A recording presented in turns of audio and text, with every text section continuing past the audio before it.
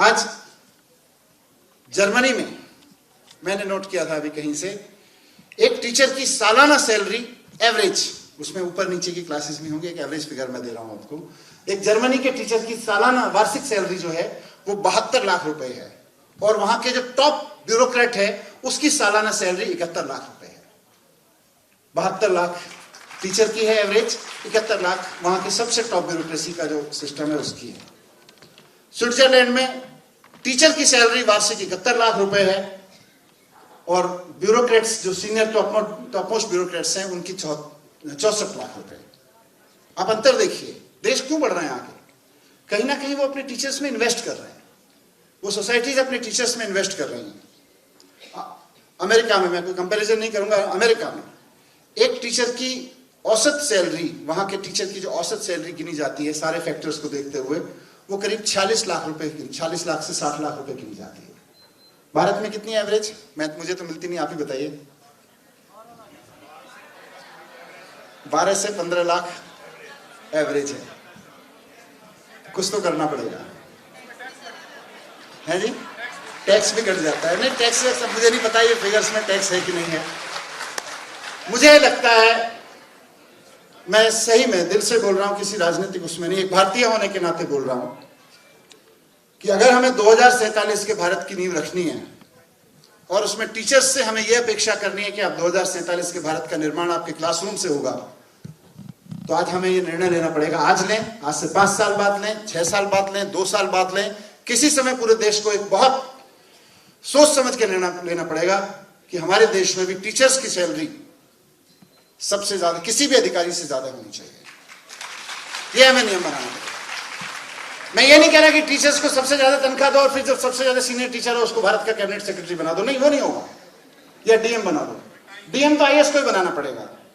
वो एक क्वालिफिकेशन लेके आते हैं, एक एक्सपीरियंस लेके आते हैं, एक खास तरह की नॉलेज लेके आते हैं, तो डीएम का काम तो एक आईएएस ही करेगा। लेकिन 5 साल में डीएम बन जाते हैं तारिक साहब, लगभग मराठे जी। तो 5 साल में एक आदमी डीएम बनता है, वो डीएम 5 साल वाला आईएएस ही बनेगा। लेकिन 5 साल के डीएम आईएएस की सैलरी और 5 साल के शिक्षा विभाग में काम कर रहे टीचर की सैलरी देखी जाए तो मेरी राय में 5 साल के टीचर की सैलरी ज्यादा होनी चाहिए एक आईएएस से। ये कैबिनेट सेक्रेटरी कितने साल में बनता है? 34 ईयर्स। लगभग 30 से 35 साल में भारत के जो सबसे ज्यादा सैलरीज पाने वाले सरकार में देखें तो अधिकारी होते हैं आईएएस, उनकी तनख्वाह 30-35 साल में कैबिनेट सेक्रेटरी बन जाते हैं वो, या सेक्रेटरीज बन जाते हैं। वो पीक होता है वहां पोजीशन का। तो वो पोजीशन तो वही लोग भरे हैं क्योंकि आपने खड़ा किया है उनको आईएएस बना के। लेकिन भारत वो देश होना चाहिए जहां जब हमने कहा गया गुरु ब्रह्मा गुरु विष्णु, हम हर उसमें गाते हैं, या कबीर दास जी का वो दोहा सुनाते हैं तो वो दोहे तक सीमित रह गया। गुरु गोविंद दो खड़े काको लागू पाए, बलिहारी गुरु आपने गोविंद दियो बताए। लेकिन सैलरी में हम नहीं पूछते, बलिहारी गुरु आपने गोविंद दियो बताए, सैलरी हम किसी और को ज्यादा देंगे। मुझे लगता है वो नीति बदलनी पड़ेगी। आज भारत को इस नीति की जरूरत है क्योंकि हम ही कर सकते हैं। मैंने खूब सर्च किया, इंटरनेट तो नहीं था मेरे पास में, किताबें थी, मैं इनसे, मेरी रिसर्च टीम, मेरे टीम किताबें ला के देती रहती थी मुझे। मैंने इनसे कहा दुनिया जान की किताबें लाओ इस विषयों पर, मैं पढ़ना चाहता हूं, समझना चाहता हूं।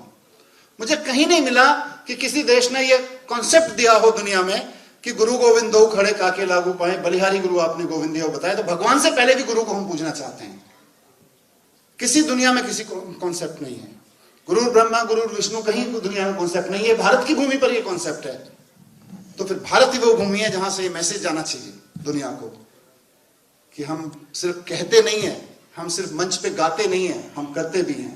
और सैलरी में भी हमारा वो रिफ्लेक्ट होना चाहिए कि एक टीचर की सैलरी सबसे ज्यादा देश में होनी चाहिए कोई। और उसका फायदा क्या होगा? मैं कोई ऐसा नहीं कि यहां एक पॉपुलिज्म बात कह के जाना चाहता हूं। उसका फायदा देखिए क्या होगा। आप लोग भी जब कॉलेज में पढ़ते थे, ये लोग भी जब कॉलेज में पढ़ते थे, उस वक्त one of the most attractive professions में आईएएस रहता है। उसमें एक कारण रहता है, उसमें सैलरीज बहुत होती हैं, उसमें पावर्स भी होती हैं, उसमें सैलरीज भी होती हैं, या सैलरीज वाले लोगों की डिपार्टमेंट की तरफ भागते हैं। तो आज दिल्ली यूनिवर्सिटी में जो लोग बच्चे पढ़ रहे हैं उनके अंदर ये सेटिस्फेक्शन हो, कोई चिंता की बात नहीं, हमने तो टीचर का प्रोफेशन चुन लिया, हम तन मन धन सारा लगाएंगे, एक अच्छे टीचर बनेंगे और देश को खड़ा करेंगे। सरकार ने व्यवस्था कर रखी है, सैलरी हमें सबसे ज्यादा मिलेगी। यह एक नीति की जरूरत है देश में, और मैं समझता हूं वो बन सकती है। अब समय आ गया है वो नीति बनाने का। आइए ऐसे भारत, क्योंकि चारों तरफ चर्चा है कि हम 2047 का भारत कैसा खड़ा करेंगे, विकसित भारत की तरफ कैसे चलेंगे। मेरा मानना है कि टीचर्स को वो सम्मान दिए बिना और वो जगह दिए बिना जिसमें हमारे परंपराओं में भी रिफ्लेक्ट होता है, लेकिन हमारी बैलेंस शीट में भी रिफ्लेक्ट होना चाहिए कि हमारे यहाँ टीचर सबसे ज्यादा सैलरी पाते हैं। हम वो देश हैं जहाँ टीचर सबसे ज्यादा सैलरी पाते हैं किसी भी सरकारी कर्मचारी की तुलना में। वहां हम पहुंचेंगे, मुझे लगता है भारत को फिर विकसित होने से कोई नहीं रोक सकता। और जब तक इस तरह की चीजें नहीं होंगी, खाली इससे नहीं होगा, लेकिन जब तक इस तरह की चीजें नहीं होंगी, कोई धक्का भी मारेगा तो भारत विकसित हो नहीं सकता। बहुत बहुत धन्यवाद आप सब लोगों का, आपने मुझे मौका दिया कि मैं आपके बीच अपनी बात रख सकूं। थोड़ी सी दिल की जो इच्छाएं थी, बहुत सारी चीजें हैं, फिर मैं मिलता रहूंगा। हम भी दिल्ली में, आप भी दिल्ली में हैं। Thank you very much. सबको बहुत बहुत शुभकामनाएं टीचर्स डे की। धन्यवाद।